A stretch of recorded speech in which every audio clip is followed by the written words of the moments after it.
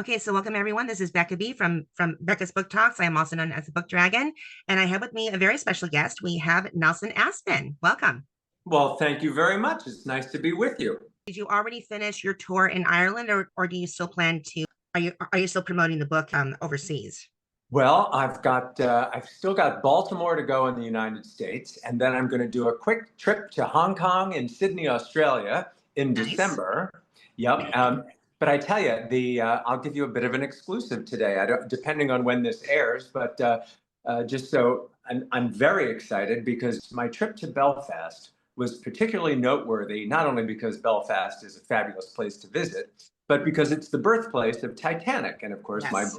my book is about Titanic. So I had been to Belfast twice before, 20 years ago, before Titanic mania sort of took over the town. And the whole city really honors the Ship of Dreams. There's an unbelievably fantastic museum there, the Titanic Museum, and they converted the old Harland and Wolff shipyard offices into a fantastic hotel. And there's a distillers, and everything is Titanic themed, but it's not tourist tacky at all. It's actually very historical, which Ireland does spectacularly. Wow. So it was not only, just a world-class trip, but I have decided to take up an offer that was made to me to partner with a travel tour company, and I will be going back to Ireland in October of 2026 to lead a tour around Ireland. It's called the Shades of Ireland Tour.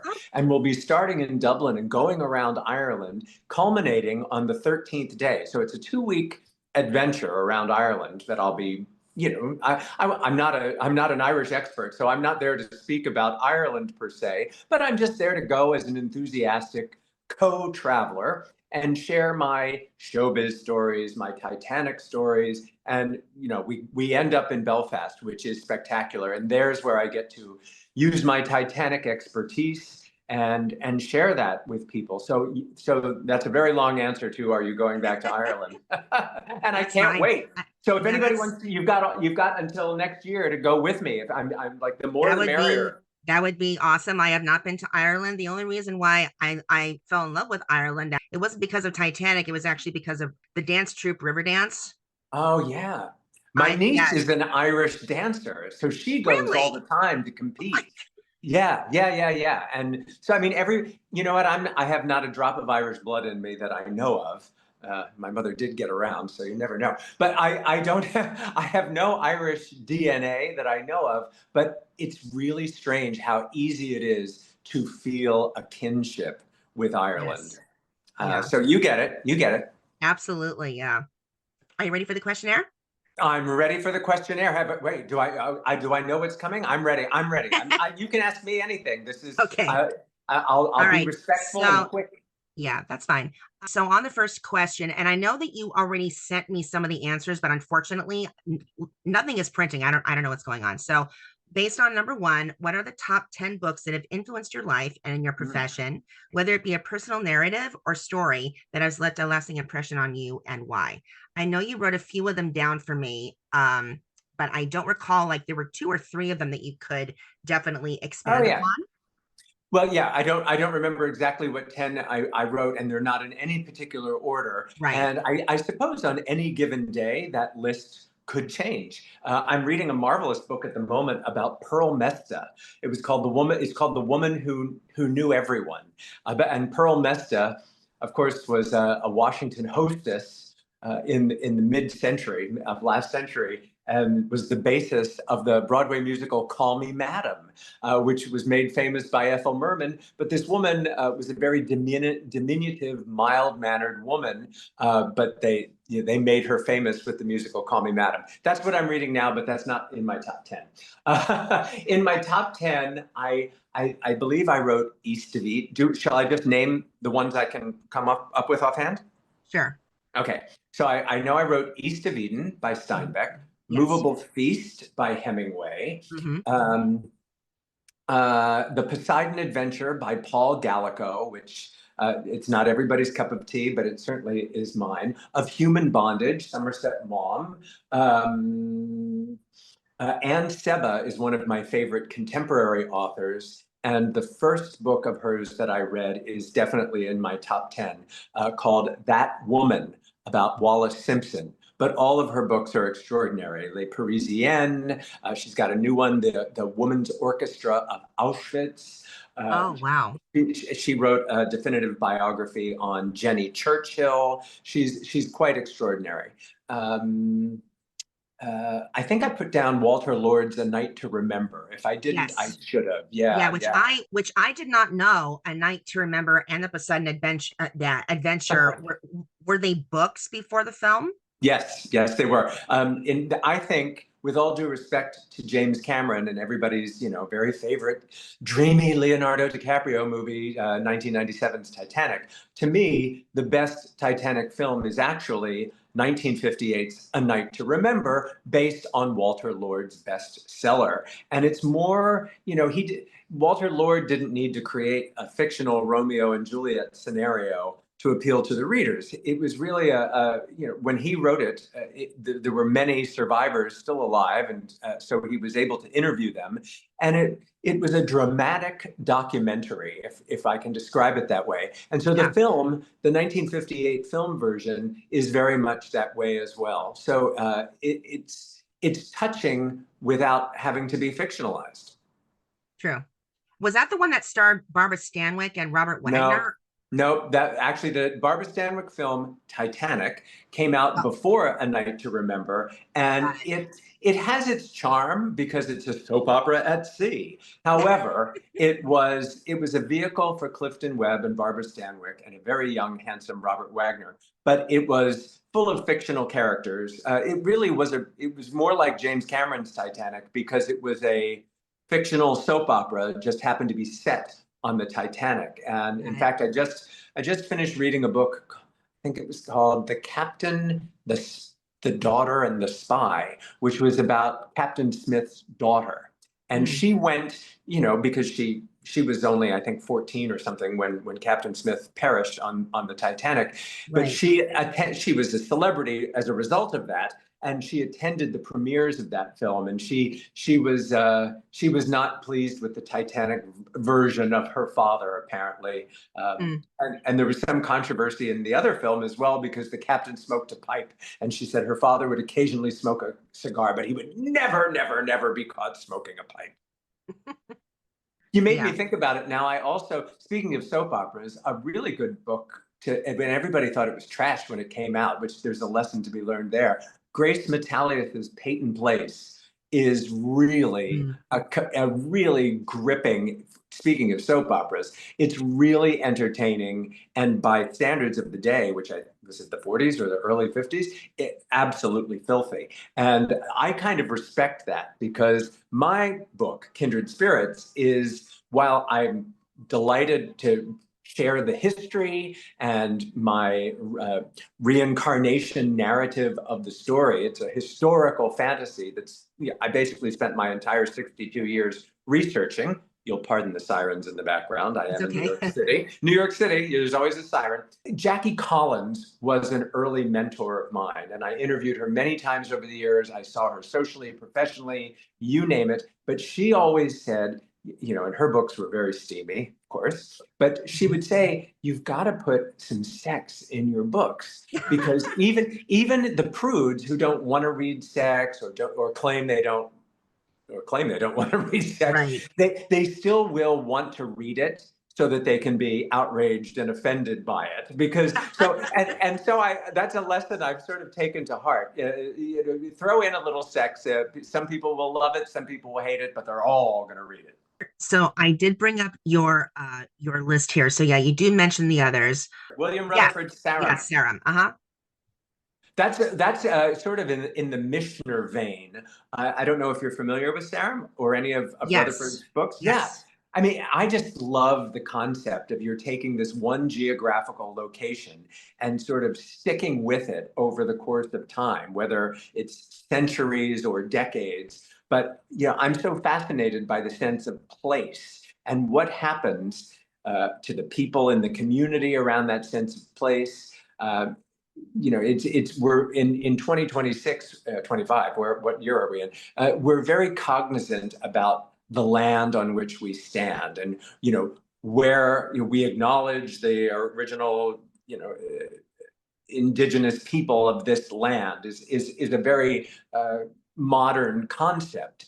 But Rutherford was onto it from the beginning, and I love that. I love the thought about place, and I live in New York City. I moved here in 1980, but I had this 22-year hiatus where I lived in Los Angeles, which was necessary for my television career. I didn't want to go to Los Angeles, but that's where TV land was. So I had to go to LA for these 2 decades. And now I finally got back to New York, which I consider home. Of course, it is a very different world from the world of the 80s when I lived here, but the sense of place, the ghosts that are on the corner. I like the place, Right. I walk by a block and I'm like, wait a minute, I remember what happened to me on this block. And that's really magic. Aram, can you just maybe like in a brief sentence or two describe what that's about? Well, it opens, as I recall, and it's been many years since I've read it, but it opens with the building of Salisbury Cathedral in England, and Oh, it it I think maybe even Stonehenge gets in there. Yeah, it starts with the people building Stonehenge, and then you flash forward however many years, and suddenly they're building a cathedral there, and then you flash forward however many years, and it's the 20th century. But the people around the characters, and it's different characters in each segment of the book, but they have traits that indicate to the reader that they are genealogically descended from the people you read about in the last chapter, whether it's interesting. physical traits, personality traits. And so there's this constant thread because of the place. And I love that. That in Kindred Spirits, that also, because it's a reincarnation story, we're taking the 1912 sense of place and putting it into 2025, 2026. And I'm more influenced by that kind of writing than I realized because I love history. Yeah, that's cool. And the other 3 titles I have here are Both of Me by Mary Stewart. Well, she was my mentor. So, of course, I have to put that on the list. I'm glad you reminded me of that. Okay.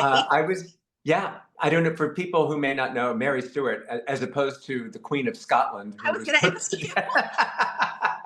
No, Mary Stuart was born Mary Houchins in Oklahoma, in Tulsa, Oklahoma, back in the 1920s. But she had the distinction, after a sort of a short movie career as a sort of B-list actress, she was one of the pioneers of television. And with her small band of artistic colleagues, created the very first televised soap opera, Search for Tomorrow. Now, somebody's jumping up and down on the internet right now going, Guiding Light was older. Guiding Light started on the radio. Search, and eventually moved to television. Search for Tomorrow was the first televised soap opera, and it starred Mary Stuart as Joanne. And that show stayed on for 35 years. Wow. And the cast came and went except for Mary. She was the constant. She was on for 35 years and uttered the final lines of the final episode on December 26, 1986. So I grew up watching Search for Tomorrow with my grandmother whenever, I had a homesick day or was visiting my mom. Well, of course, we had to stop everything and watch Search for Tomorrow. And when I moved to New York, my father sort of gave me a deadline. He said, if you're not self-sufficient in showbiz within a year, you're going back to college. And so Yeah. I felt this enormous pressure, like, oh my gosh, I've got to get a job. I've got to get a real showbiz job. And 11 months later, right before the deadline, I got my first TV job on Search for Tomorrow. And Mary was not only kind and generous to me as a young teenaged actor, and she wasn't known for being particularly magnanimous with young actors. She saw them all coming and going like a revolving door over the years. Some very significant people like, Susan Sarandon or Michael Nouri. I mean, they all came through Search for Tomorrow at some point. But she and I had some kind of connection that transcended the set. And she had this amazing penthouse on Madison Avenue, and she started inviting me over to hang out with her. And we wrote together. There was a brand new invention at the time called a PC. And I remember we unpacked it from the box and hooked it all up and figured out how to use it. We knew how to use a typewriter, but the PC was a new universe. And she taught me how to mix a martini, how to steam asparagus, make an omelet, and we became pals. And she really was my mentor. And she taught me. She sort of traded me my services as an assistant and a helper. I would help her do her fan mail. I'd help her walk the dog. She was feeding the homeless in the park, and we would prepare meals for the homeless. But she would repay me with acting classes and singing classes, and Nice. inadvertently, yeah, unbelievable. And we stayed friends right up until her passing. And yeah, she wrote her autobiography called Both of Me. I'm trying to remember what she wrote it before I met her, so it would have been the very early 80s. And what's fascinating about it, aside from the personal story of Mary, is it's a real great history of television. And one more plug for Mary, and you can always find a lot of her work on YouTube. She, aside from doing what even Laurence Olivier couldn't do, which is to keep one character interesting for 35 years. I challenge Yep. anybody to do that. But she was the first daytime actress ever nominated for an Emmy. And I think she was up against Mary Tyler Moore and somebody else, but it was so groundbreaking that a mere, and I say mere in quotes, that a mere soap opera actress would be nominated for an Emmy, that they created the daytime Emmys as a result of that. Nice. Yeah, That's so there you cool. go. There's your But Mary there Stuart is, lesson. I was just gonna say there is only one other character that I know that was on the set for 20, I think he did it for 25 years. It was the actor Sir David Suchet as Poirot. Oh, yeah. So and honestly, to me, after reading a couple of of Christie's books, I'd say that the one on the televised version of that is a lot more interesting than the ones in the book. Well, Anyway, sometimes that's the case. yeah, Usually the I'm book is better, but not always. right. And then so the last two, you have an interesting thing for the two Crawfords, My Way of Life and Mommy Oh, yeah. Dearest. Well, I chose My Way of Life by Joan Crawford because I was always a Crawford fan, just as a film buff and as a Mhm. student of film, Yeah. and I respected her discipline, and in addition to her talent, her evolving beauty, and her ability to stay viable, and her tenacity over the decades to do whatever it takes. From Mildred Pierce to Trog is quite an evolution, but it didn't matter to her. She had to work. And My Way of Life is so campy and hilarious, but it's basically her, for lack of a better, it was before every celebrity had a TikTok account to share the minutia of their lives. But Yeah. Joan wrote about, how to entertain, how to dress, how to live life. And it's not very far from Mary Stuart. Now that I think about it, I've never thought of them similarly before. But it was a grand kind of look at a positive lifestyle. And Joan lived in an if you've seen the pictures of her New York City penthouse, it was very of its day. William Haynes designed it. It's not to everybody's taste, but it certainly was of its day. And I actually wrote a book called Your Home is Your Castle, which was about Yes. home design. And now you've really got me thinking about Joan. I was thinking about Mary, but I, in my 50s, created my dream penthouse home in New York City. And decorated it during the pandemic. Like I put 3 years of work into making my exquisite dream home. And I say exquisite not because I'm trying to show off that it's exquisite, but because I not only worked my lifetime to be able to have it, but then I spent 3 years during a pandemic to manifest it. So it means everything to me. It means as much as a family member to me to have this home. And it is not unlike Mary Stuart's, penthouse. It is not unlike Joan Crawford's penthouse. I treat it with the same kind of respect. I don't have plastic slipcovers, but you won't wear shoes in my apartment. So my way of life, you can read it for fun just because it's so ridiculous. It's so over the top and campy that it's an entertaining read. However, it continues to fan the flames of my respect for Crawford. Now, Christina, I mean, we wouldn't know. It's sad to say. We wouldn't be so aware of Joan Crawford if it hadn't been for the hatchet job Christina did with Mommy Dearest. So, and it was the first of its kind. There really hadn't been a book where a kid turned on her parent the way Mm, Christina turned on Joan. Whether you believe it or not is beside the point. right. And that's so the book made such an impression on me, and I think it was, what was it, 1979, 1980, and the subsequent movie were such pop culture phenomenons. And so I appreciate it for that aspect, and it really is the first of its kind. And then I don't, when was it? It was there maybe around 2012, 2013. Christina came to New York. She was doing a one-woman show, and she'd sort of given up on trying to be an advocate against child abuse, which is how it all started for her. That was Yeah. her original, mission statement. And then she sort of just gave in and became camp herself because Mm, that was her audience. Her audience were just a bunch of people that wanted to dine out on the camp value. So she'd created this one-woman show to accommodate that audience. And while she was in New York, I wasn't interested in being that part of the audience, but I wanted to interview her. It was as close as I'd get to interviewing Crawford. So I not only had an extraordinary interview with her about that, but at the time I was trying to launch my own. It was a YouTube show. Now you would call it a podcast, but at the time I right. was just trying to make a little YouTube show and inviting some notable people over to my at then tiny little apartment.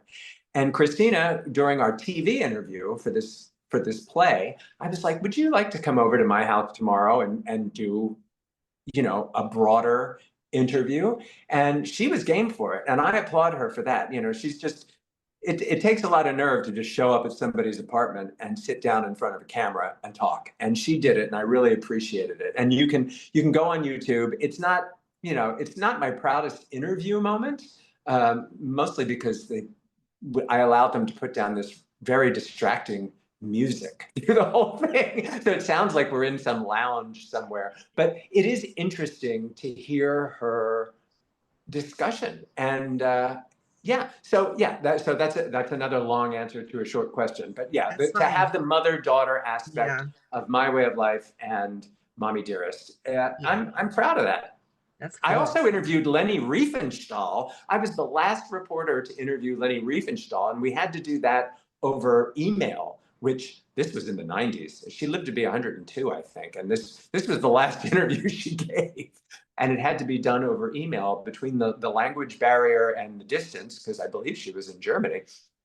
Yeah, but to talk to icons like that, at the end of the day, I am a pop culture nut.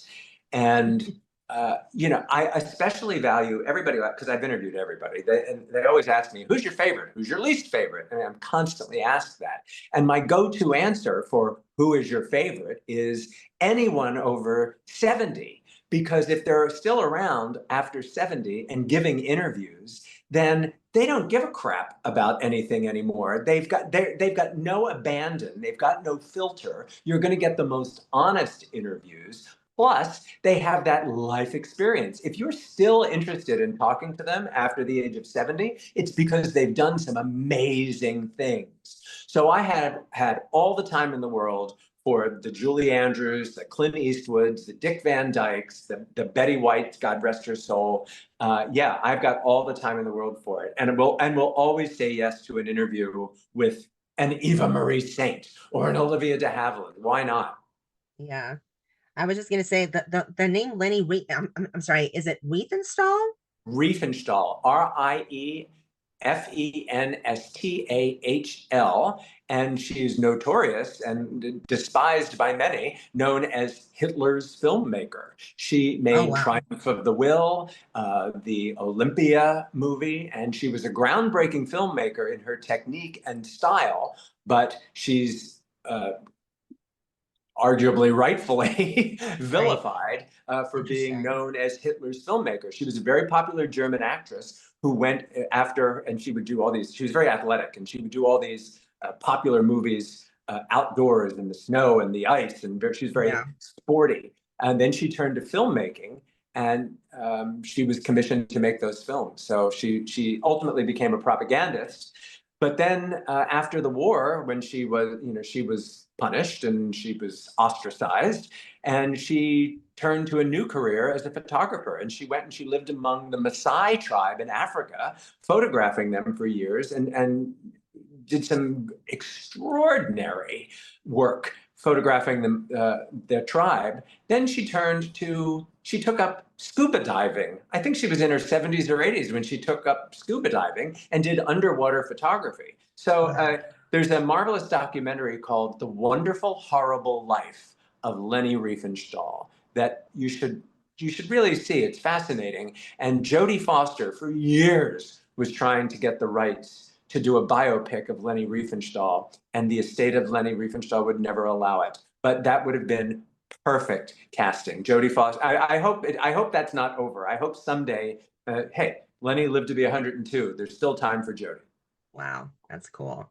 And I was just gonna say that the thing about Joan Crawford, my favorite films of hers are The Women and Mildred Pierce, Well, respectively. So Mildred Pierce is spectacular, and Sudden Fear and Possessed are really just as good. I think she got an Oscar nomination. She got a nomination for Possessed. I don't know about Sudden yeah. Fear, but they're really marvelous. And speaking of the women, the movie is much better than the play. If you've ever read the play by Claire Booth I, Luce, I saw a live version of it on PBS.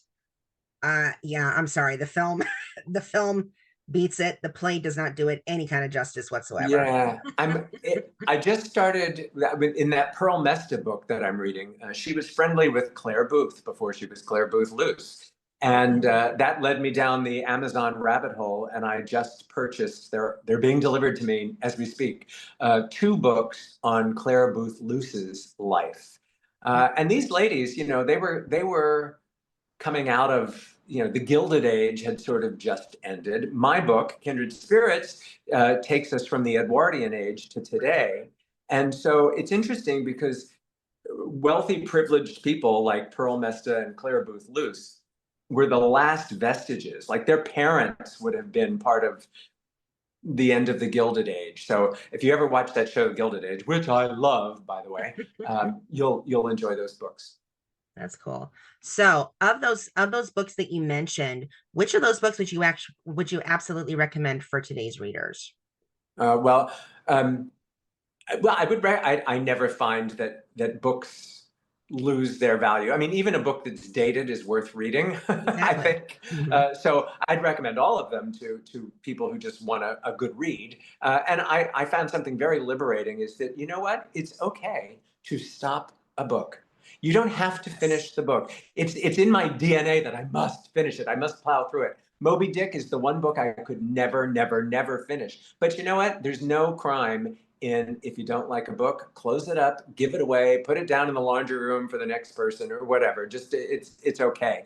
People that are interested in my book, because of whether it's the Titanic angle, the reincarnation angle, or whatever, then I would certainly say not only A Night to Remember by Walter Lord, because it is sort of the definitive Titanic novel, but the Poseidon Adventure, which was my gateway drug into the whole appeal of disaster at sea. That all stems from the film version of Poseidon Adventure, 1972, which changed my life. And if I could show you my leg right now, you would see the tattooed memorial that I have to the Poseidon Adventure on it. But the book by Paul Gallico, on which the film was based, Yeah. it's much more complex than the Interesting. film, and as is often the case. But what's marvelous about the book is that the Poseidon, the ship, which is not so loosely, it's actually very lovingly modeled after the original Queen Mary, the Cunard Queen Mary. The ship is a character in the book. So if you dig ships, like if you're a ship Yeah. geek like I am, you Mhm. will enjoy the book because as this disaster soap opera, survivors trying to get out of this capsized ocean liner, but the Mhm. ship is very detailed in the storytelling and the way the ship is sinking, the way the features, the ornate features of the ship, and I don't. It's really well done, and it's one of the few books like Gone with the Wind. Gone with the Wind, I've reread, and usually my attention span is such that once I read a book, I don't reread it. It goes on Yeah. the shelf. I don't throw it out. Although I do believe in giving books away. I think it's a good Yeah. thing to give books away. Um, uh, Very few books do I reread, but the Poseidon Adventure, every now and then, I just pick it up and open to a random chapter just Mhm. to enjoy the story of the ship. That's interesting because the way that you say that the ship is a character, it reminds me very much of Brian Selznick's story of the Marble. I'm sorry, the Marvels, the family that is created and kind of like evolves around this ship as well as a theater. And it never occurred to me that a lot of the theatrical terms are based off of ship terms, Ah, which was interesting. interesting. But it's almost like it's sort of like the same thing with like the Never Ending Story, the Nothing, Fantasia. They're also characters, even though they're part of the setting and they're part of this omniscient outside, what do you call it? Like I don't want to call it like a monster, but it's sort of like like the atmosphere is almost a character. So that Huh. so that that that totally makes sense. So for the last story you read, it's based on Pearl Mesa, right? The one I'm reading right now, I'm just about a quarter of the way into it. Right. So what are your thoughts and takeaways so far from that read? Well, you know what? I write this. I love biographies. I'm crazy about biographies, and I appreciate a book. And so consequently, I write this way as well. I appreciate a book that you can put down. Because between my attention span and life, whether it's the phone ringing or an email or somebody at the door, whatever it is, I like books where I can either read the whole thing in one sitting or I can savor it and maybe just read a page or two or a chapter or two.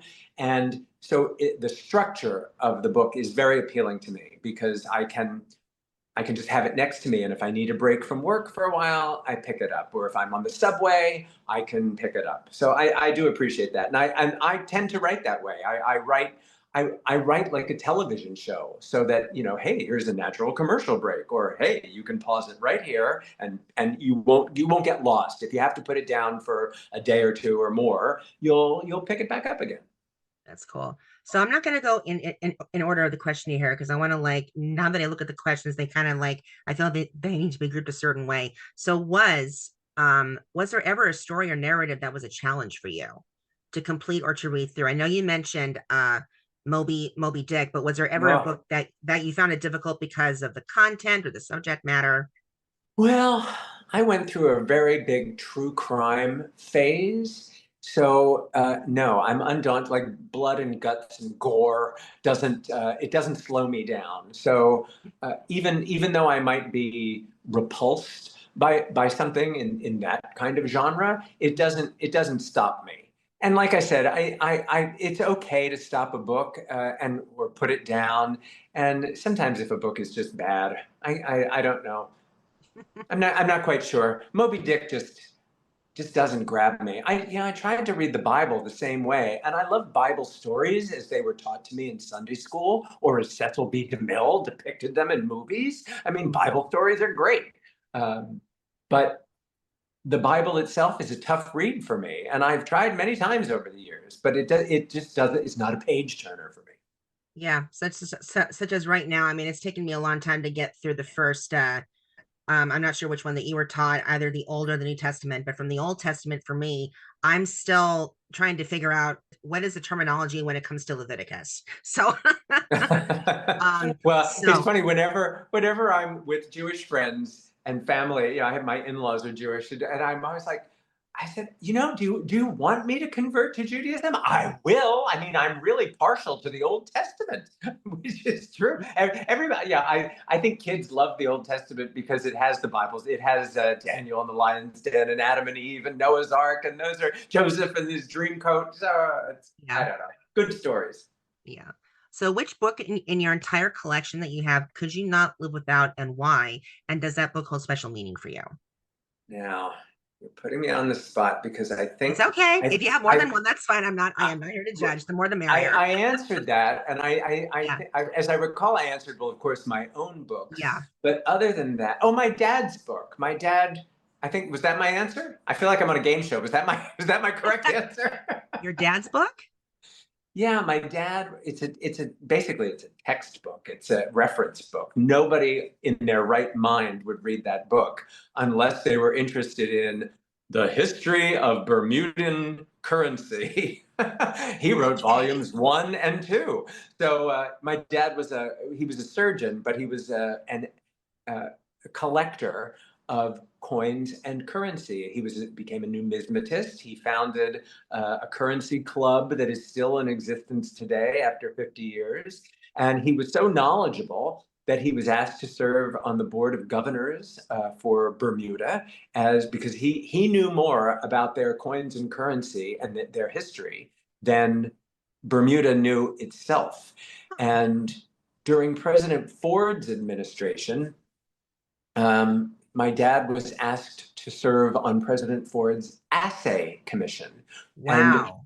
an assay commission, I learned as a kid, basically is a bunch of old guys that would go down to Washington twice a year and talk about coins and currency and give their advice. And what my dad's greatest legacy, for those of us who love and remember him, was that he campaigned to reinstate the $2 bill into legal tender. Oh And my God. if I opened my wallet for you right now, you would see about $100 worth of $2 bills. They're very handy because nothing costs $1 or less. Everything costs Yeah. $1. If you buy a pack of gum, it's $1.50. So a $2 Mhm. bill is very handy to have. People like the novelty of them. Sometimes Yeah. they think they're a 20. They're great for tipping a doorman or a valet or somebody helping you out. A $2 bill is very fun to have.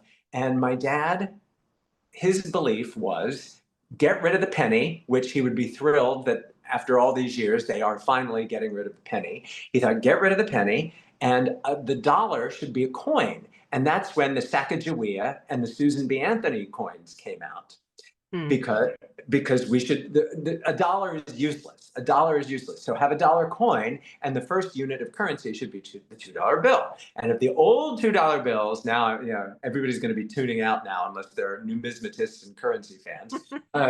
The old $2 bill, the original $2 bill, had Jefferson on the front and Yeah. Monticello on the back. Yes. Well, Dad said we should put Jefferson was very important. We'll keep Jefferson on the front. But instead, if you look on a modern $2 bill, it was my dad's suggestion, and they took it to have the signing of the Declaration of Independence. So that's on the back of the modern too.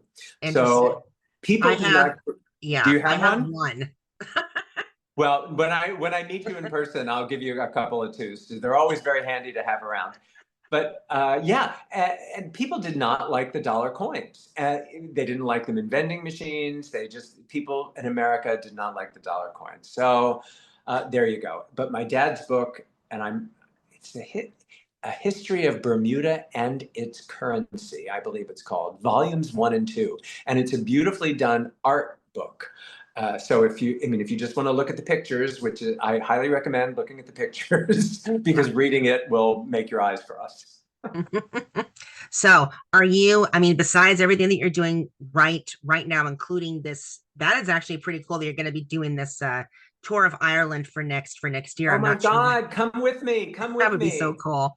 That'd be really, really The, cool. the tour company is taking care of everything. All you have to do is sign up, and they'll take care of all your tickets, all the transports, everything is taken care of, and we just get to go for 13 days and run around Ireland and kiss the Blarney Stone, see castles, pub grub, and Titanic Museum, you name it. I can't wait.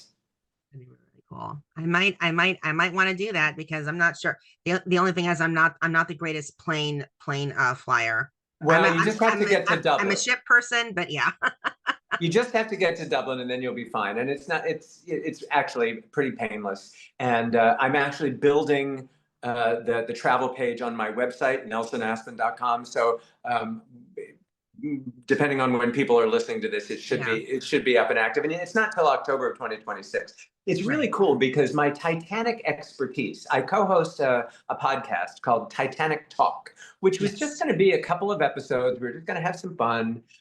It was a spinoff of a documentary that I did called Ship of Dreams, Titanic Movie Diaries. And what happened was we glommed on to these people that I call, and include myself as one, Titaniacs. Yes. We are consumed with Titanic fever, whether it's for the film, the historical event, the books, the fashion. I mean, people have, you've taken this terrible, horrible tragedy, like a 9/11 kind of tragedy for its time, and yet it has spawned generations of artists, historians, explorers, performers.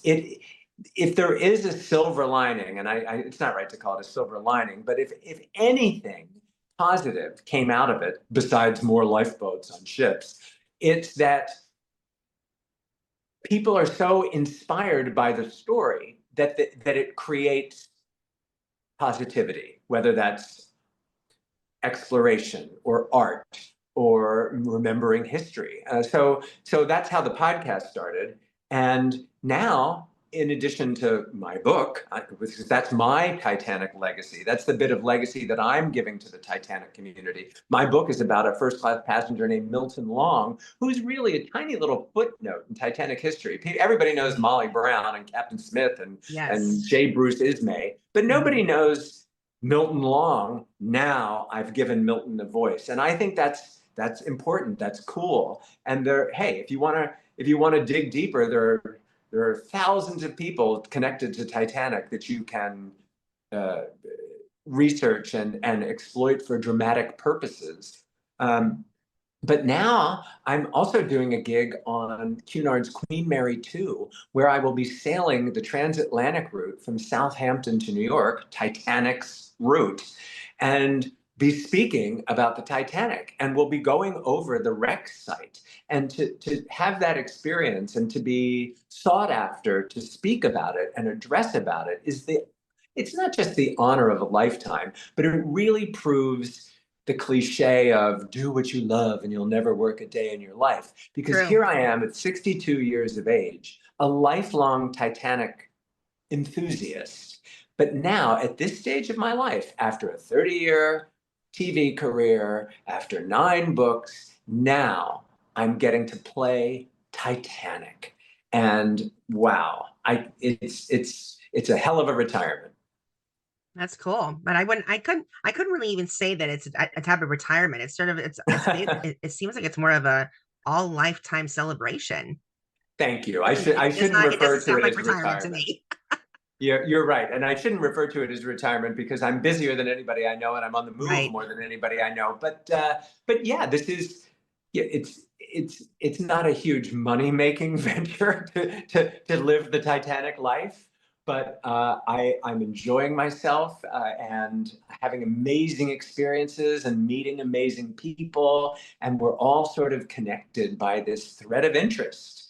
Just like my dad found with the Assay Commission. And I would point out that when Jimmy Carter took over the White House from Gerald Ford, he abolished the Assay Commission. So there is no more Assay Commission. Maybe someday. Maybe. So besides this particular challenge, are you taking part in any kind of reading challenge with your local library group or another reading challenge at the present time?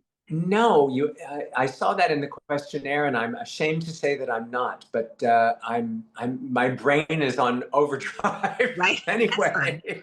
That's fine. So now comes a big question. What do you believe for today is the biggest obstacle facing our readers in the wake of the current banned or challenged books from this year considering students and teachers, the library, and bookstore clientele, and especially now because of the political climate around getting rid of DEI? Well, the good news is, I think you can get just about anything on Amazon. You wouldn't have to, while you may not find it sadly in your library or have it at the school. Uh, you can I think it's fair to say you could probably get anything without issue Right. on Amazon. And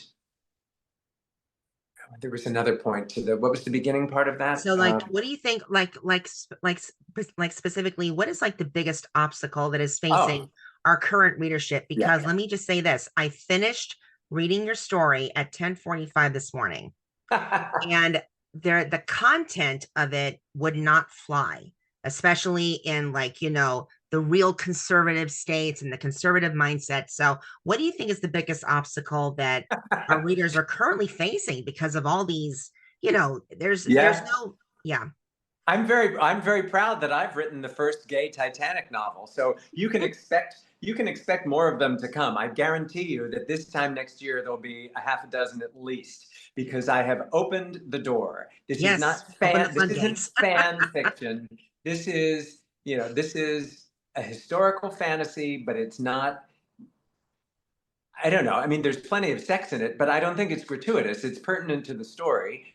With all due respect to Jackie Collins, it's there to entertain as well as move the story forward. And yeah, it's so funny because I did a book signing in Boston at the Titanic exhibition there, and they positioned me right as you would come out of the exhibition on the way to the gift shop. And everybody, of course, wants to go to the gift shop. Oh, I need a Titanic umbrella, a Titanic cap.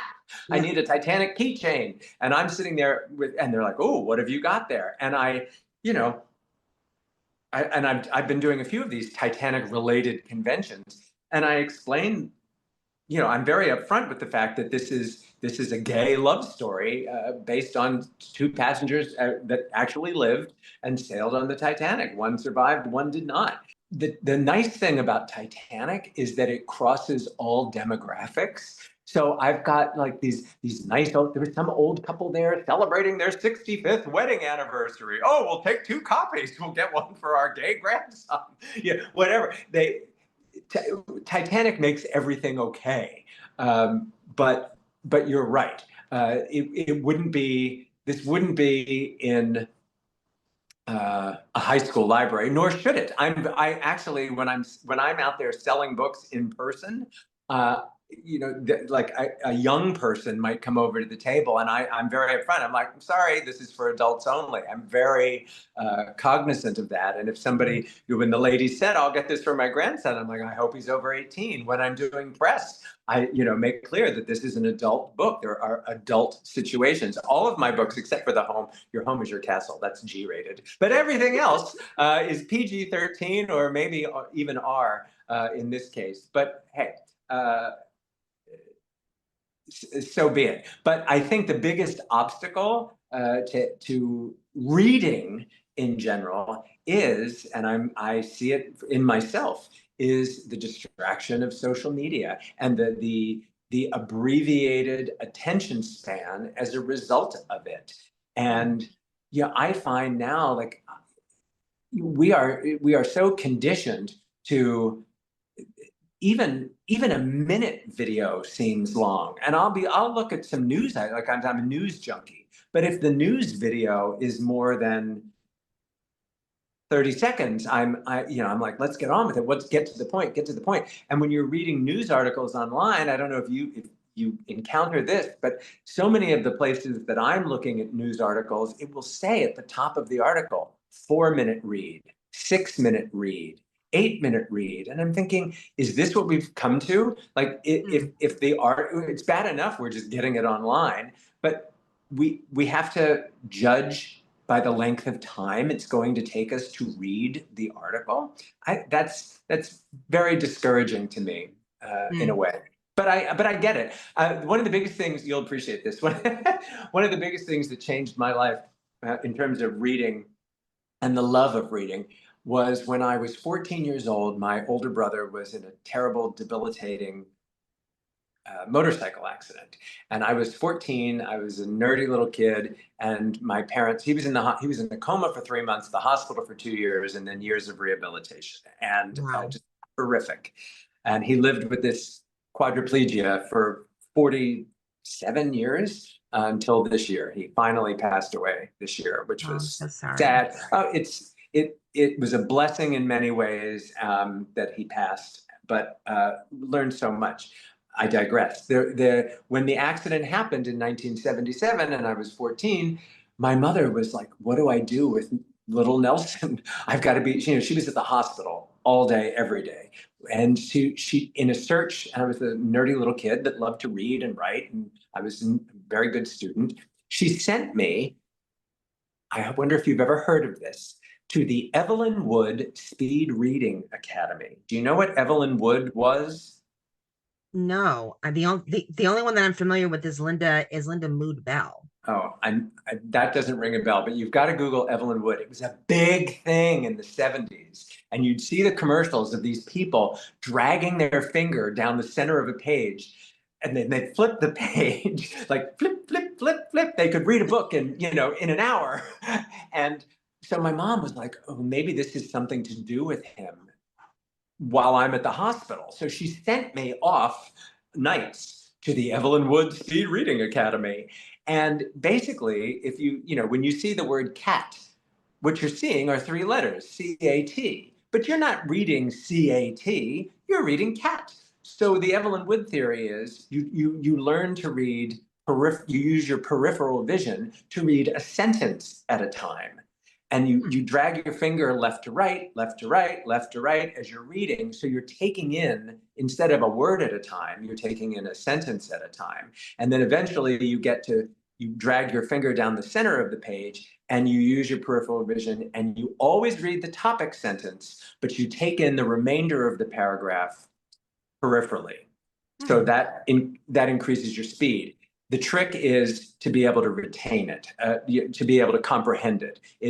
Anybody can whip through looking at a page, but to actually digest it is another thing. So that's Hmm. the theory of Evelyn Wood. But it served me well when I was a young actor living in Los Angeles in, I don't know, what years were those? In the early 90s. One of my many survival jobs was I worked for a production company as a reader, and I got paid per book or per script. Wow. And nobody could read scripts. And my comprehension was good. So I could write a summary. It was called script coverage. So you would read a script and then write coverage, a synopsis, and whether or not you thought it was worth looking at as a dramatic property. And then Interesting. yeah, fascinating. And so what other people might be able to do a book or two a week, I was doing at least a book a day. And then that led to abridging books. And I became an abridgment guy for books on tape. To be able to abridge a book and still give its full value for a book on tape. And remember, this is the early 90s. Um, but that nearly broke me because I had to do Dune. I had to abridge Dune. Oh, Dune is not only not my cup of tea, but to try and shorten Dune, I wanted to jump off the roof. huh. Interesting. Wow. But that was Dune from like what? The 19 what script was that? That wasn't the new one with Timothy Chalamet. That No, had to this have is been the that like what? original Yeah, novel, yeah, Dune, and it's like the Power Broker. It's so thick. The original right. Dune, the novel. Hmm. Wow. I mean, I haven't really been, I taught my students the articles based on the modules that I was teaching them, but it's funny, the articles that we read, I didn't see anything about it was going to be a 2, 3, or 4 minute read. It was just there. And to be honest, I don't really look at the time. I look at the content and what I'm going to be getting out of it, to be honest. Well, that speaks to Yeah, your brain, but the right. average person just, if you're getting your news off the dailytelegraph.com or whatever it is, there it is. It's right under the headline. It's, Mm. it's whatever. Trump says this by journalist Bob Smith, 3-minute read. Like it's just right there at the top. You can't escape it. So then, speaking of that, the question that follows, were there any books on the current banned or challenge book list that you have already read? I didn't recognize any of those titles. No, I'm not. I'm not a particularly inventive. I have quirky tastes, but not. I'm pretty mainstream. I read bestsellers and I read things that are recommended to me, and I read genre books. But none of those titles jumped out at me as having been on my reading list. Okay. Are there any organizations, charities, or special events? I know besides yours, I want to make sure this gets out at least, but that our readers would be good to investigate, donate, or participate in. The Screen Actors Guild has a group called BookPals. BookPals was founded by my mentor, Mary Stewart, back in the 80s when she would go to local high schools in New York City, inner city schools that didn't have vibrant reading programs. And she would engage members of the Screen Actors Guild, i.e., actors, to come and read to the kids and foster a love of books. And when Mary passed away, in lieu of flowers, she asked that donations be made to BookPals. And Wow, BookPals is still going today. So that would be my suggestion. that's cool. So now finally we get to your story of kindred spirits. So I read in your author's note that Milton Long was the historic person that came to you, and that very much the story, if I'm not mistaken, did he because it is a story about reincarnation. I didn't know that until I had to go back to like chapters 2 through 5. Um, did Milton come to you first? Like, do you think that he infiltrated you like a ghost in the shell? I was gripped immediately at age 8 by Poseidon Adventure, as I mentioned, which Mhm. then led me to investigate all ship disasters. Maritime disasters fascinated me, whether it's the Andrea Doria, the Lusitania. The Poseidon was based on the Queen Mary, which was almost capsized by a rogue wave, which inspired Paul Gallico to write the novel. And of course, Titanic. So coincidentally, I grew up in a farmhouse in Pennsylvania, which had a long banister. And all of us kids, I was the youngest of 5, that's how we got downstairs from the second floor. We slid down the banister. Side note, I have my entire life have had a recurring dream, still have it to this day, not every night, but often, of sliding down a banister. But instead of getting down to the first floor and getting off the banister, I keep going into the blackness. So I didn't, I mean, it has nothing to do with Titanic, so I thought, until, and I had all this fascination with Titanic and other ships. People would mistakenly address me as Milton instead of Nelson. They're really not that similar. And who the hell is named Milton in the 20th century anyway? That still happens too at Starbucks. Oh, Milton, your latte is ready. So I found this one particular book in the early 80s in a bookstore because there was no internet then. So if you wanted to read something, you had to go to a library or a bookstore. And I was in a bookstore and I read this account by a survivor named Jack Thayer of his close friend, right? Who he witnessed perish. And he described this unnamed friend as getting on the railing of the sinking ship. And we all know the angle of how the ship sunk. We've seen the movie. So this young man got on the railing and slid down like a banister. However, instead of getting off and swimming away, which was his plan, he was pulled under the black water. And I was like, oh, that is the connection. I got to track down. That was the next step, tracking down who this friend was. That led me to the identity, Milton. And then when I heard Milton, I'm like, well, now it's all really adding up. And then this is a story that's not in the book because of just the way I structured the book. But the clincher for me was in 1985 when Dr. Robert Ballard discovered the wreck of Titanic, which had been laying at the bottom of the ocean for decades, unknown. And Dr. Ballard found it. I was 22, 23, and so beside myself with excitement that I tracked him down at the Woods Hole Oceanographic Institute, which is insane because, again, before the internet, but I'm using the phone book and the old 411. If you're old enough to remember, 411 was how you track down phone numbers. And I got a hold of Dr. Ballard, who at that time in 1985 was the most famous man in the world. He was on the cover of every magazine and the front page of every newspaper. And I don't know who I thought I was, but I said to the receptionist, "Hi, this is Nelson Aspen calling for Dr. Ballard." And she puts me on hold. He picks up the phone 30 seconds later and goes, "Hello, Milton?" Shut up. I'm not kidding. This is my life. And I said, just threw myself at his mercy. I'll do anything to be aboard your expedition. I need to be a part of this.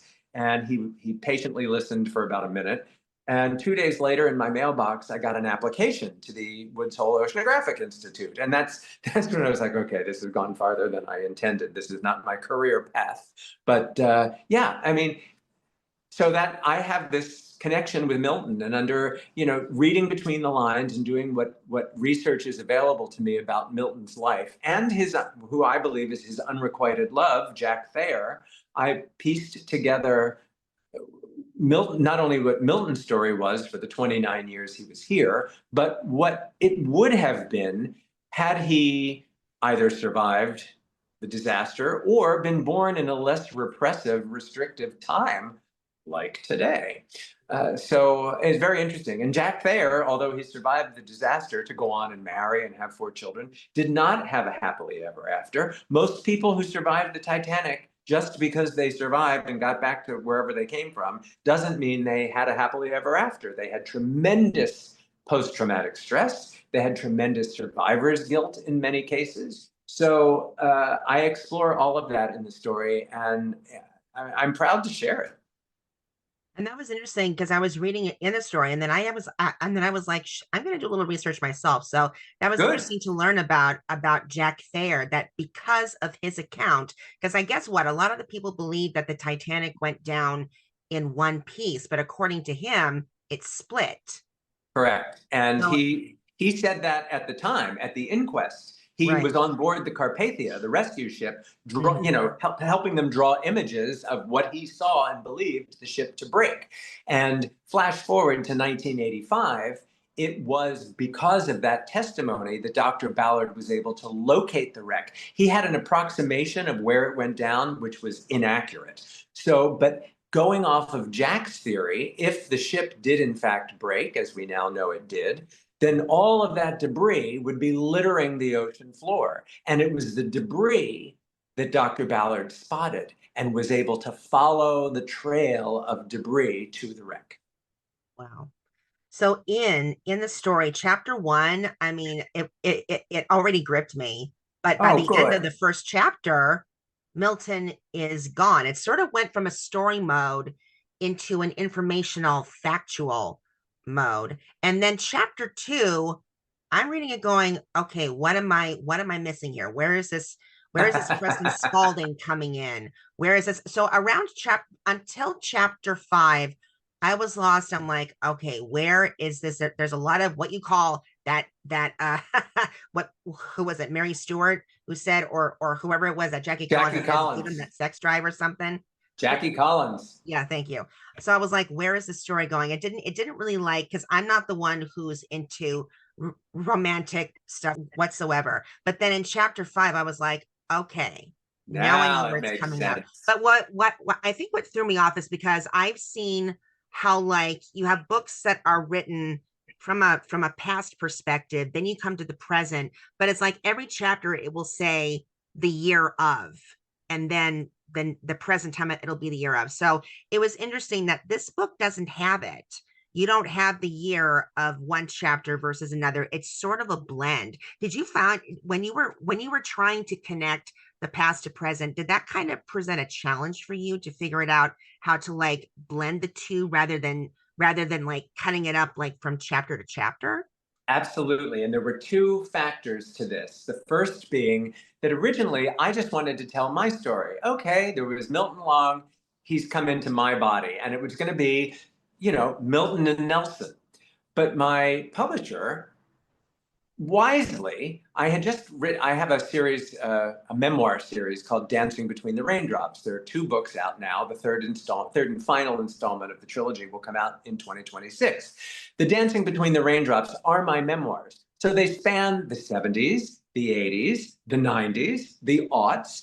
And so I wanted to tell my story, like including the Dr. Ballard story that took place in the 80s. But my publisher was like, you just did period piece. Your memoirs are a period piece. You can obviously tell the story of Milton as it pertains to 1912, but I would like the rest of the book, the reincarnation part, to be set in today, the today of 2025. So rather than have Milton come to Nelson, I created Preston. Preston is my alter ego, so that I could set it in 2025. Same principle. So that was a challenge because I had to fictionalize myself. Milton is as he was, but Nelson had to be somewhat fictionalized. So that was a challenge. The other aspect of that was the historical fantasy genre was new to me. And the publisher wisely assigned me a 30-year-old editor who, because my characters are 30, Milton was 29 when he passed away. Yes. And, a significant story point, as you know, is, what happens when you turn 30? 30 is a milestone birthday. So the characters are 29 and 30. It's an important, relevant age. So I had a 30-year-old editor who specialized in the fantasy genre. So he helped teach me that if you're going to create a fantastical world, you must follow the rules. You must establish what are the rules of this world, and then you must follow them. Because if you don't follow them, the reader will shut down. Like they'll recognize it immediately if you're not keeping to the rules of this universe. I don't know, like I Dream of Jeannie, or Superman. If they do something that's out of the rules of this world in which you've created, then it ceases to be compelling. Plus, the fact that he was 30 and my characters were 30, I like to think that I'm very hip and, with it and all that stuff. But it was very helpful in helping me in executing characterizations of contemporary 30-year-olds. I know what it's like to be 30 in 1993. That was interesting because what I found, I mean, and I really don't read a lot of like modern contemporaries, but it was interesting how you brought in Grinder, you brought in Instagram, you brought in Amazon. And I wanted to ask you And about October 6th. October 6th plays a part in there. October what? October 6th, the Israeli conflict, Yes, yeah. yes, which I wanted to go over that in just a moment. But it's interesting. I have a question for you as an author. Um, And for today's writers, what are the rules when it comes to using the names of famous people who are still alive? Like, because you mentioned Leo DiCaprio, you mentioned Kate Winslet. Do writers have to ask permission to use their names? No, there's public domain. And if I were making Leonardo DiCaprio a character that was going to come in and, do something, that would be one thing. But to say that Leonardo DiCaprio is an actor in the movie Titanic Right, is fine. It's like saying who's the president. right. So for because the story kind of had like a combination of a few other films that I've seen, like Midnight in Paris, where you have the present coming to the past, and then you have atonement. I like how at the very last chapter, not to give spoilers away, but I like how you gave Milton and Jack Thayer that saving grace, that they finally had a type of happily ever after that in real life they didn't. Yes, well, an unrequited love in my universe should eventually be requited. Yeah. So if they couldn't have it in real life, they'll have it in my book. Yeah. So then when it came to, speaking of October 6th, why did you decide? I'm just curious, why did you decide to add that? Well, I wanted, the book is set in contemporary Manhattan, and I was right, because it was being set in 2025, and with the anniversary, it was the 113th anniversary of the Titanic sinking. I wanted contemporary to be contemporary. The restaurants that they go to, the subways that they take, they're current. They're the subways that I take. They're the restaurants that I go to, and I wanted it to reflect what's going on in the world.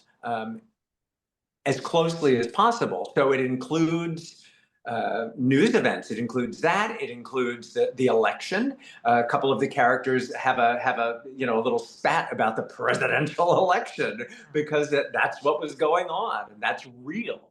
And I wanted to infuse that contemporary realism and how a person from 1912 thrown into it would react. There are many elements where you're like, oh my gosh, this is the future. But there are also elements that say some things never change.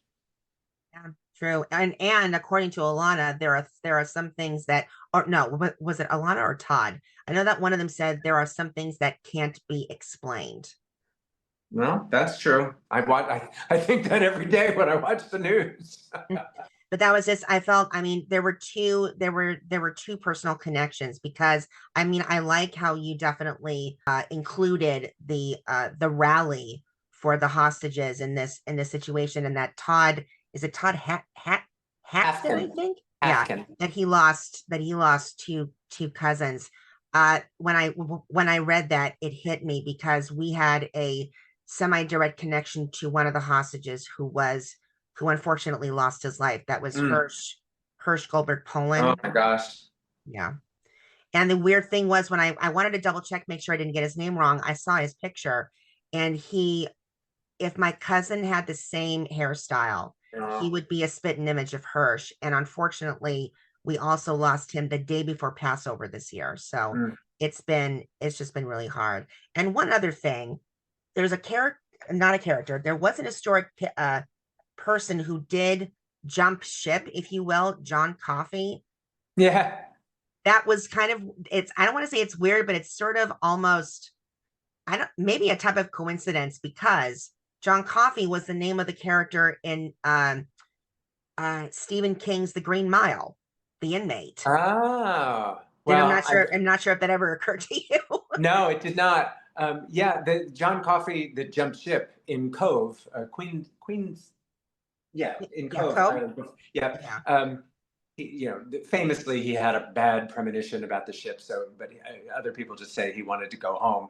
But the the travels that our characters make in the book are based on real places and include real people like John Coffey, but even contemporary people. Some of my Titanic community make cameo appearances as themselves in the book, which it's just kind of a fun little Easter egg, but it's relevant to the story. So for the Titanic trail that is mentioned in the story, is that also going to be part of your tour excursion? No, it's not, as a matter of fact, but you're wise to pick up on that. And Dr. Michael Martin, who created and runs the Titanic tour in Cove, Ireland, is a dear friend. And I love that I've included him in the book, and he loves it too. And in fact, I just got back from London and Ireland and doing signings over there. And Michael came from Cove to London to help me celebrate in London. So it's a very special and close-knit community. I got to tell you, I'm doing a cabaret show based on the book here in New York, July 10th and 17th. And people I have met in Ireland, in Long Beach, California, all connected to the Titanic community, are flying into New York to see my Kindred Spirits cabaret show because it's I say kindred spirits. It's not just the name of my book. It's real. We are kindred spirits connected through this mutual affection and enthusiasm for all things Titanic. Talk about 6 degrees of separation. We just finished our San Fernando Valley Master Chorale Choir cabaret of the summer. We did the whole thing dedicated to Disney. So Well, if you yeah. need, I can always bring out Kindred Spirits, the cabaret show. It's have act will travel. So last question. As a writer, what would be your advice for today's writers to be aware of? What would you want them to take away from Kindred Spirits as an educator, if anything? And then what would be your best advice for writers today, whether or not they work in the showbiz industry or the writing industry? Well, from Kindred Spirits, I hope they would take away that it was just an interesting read, and aren't we lucky to live in the times we live in? And you can argue that there are problems with the times we are living in, but compared to 1912 repression, it's there's a lesson there. We saw Kate Winslet being repressed as a woman in James Cameron's Titanic, but the gay repression also very real, and so I'm honored to be able to tell my version of that story in this book. But I hope it's an interesting read. I hope it's touching. Something that I find that the climax of the story, whenever I'm doing readings, when I read Jack's letter to Milton's parents, I get goosebumps, and it's a love letter, and there's no disputing it. You don't have to. It's not even reading between the lines. It's a love letter. They had an unrequited love. So I hope people will see that. As far as advice to writers, one thing that I've learned that's extremely what's like we should call this the greatest lesson I ever learned from Instagram. But sometimes I will write something to post on Instagram, and I'll put some real serious thought into it and some care. Just randomly, post things. That's the recipe for disaster. But Instagram has a character limit. Like it will cut you off if there are too many characters in your post. So it has forced me to learn to edit. Cut, cut, cut, cut, cut. And that is great. It's actually great advice for a writer. Write to your heart's content, but don't fall so in love with your own words that you're not willing to cut. And the old Shakespearean brevity is the soul of wit is always a valuable lesson. It's cool. I never, because I don't have an Instagram account yet, but Yes. that is something to consider. I didn't know that they could only like limit so many. Oh, it's so frustrating. You write something and you're like, okay, now I'll cut and paste it into my Instagram. And then it's like, it won't show up. And I'm like, I got to go back and cut it some more. But it's good. Nobody wants to read all that anyway. Nobody who's on Instagram wants to read a long post. So that's why it's good. Cool. Well, anyway, I'm gonna have to get back to you for this Titanic tour thing. I will definitely keep abreast of that. And I thank you, sir, for taking the time out today to come and talk to me. I hope that you're doing okay. I am doing very okay. I didn't want to go on camera because I had a little thing taken off my face. So Sure, that's fine. That's I'll all be right. and I don't think you wanted to see me in makeup. So give me another week or I'm so, and I'll be back in fighting shape.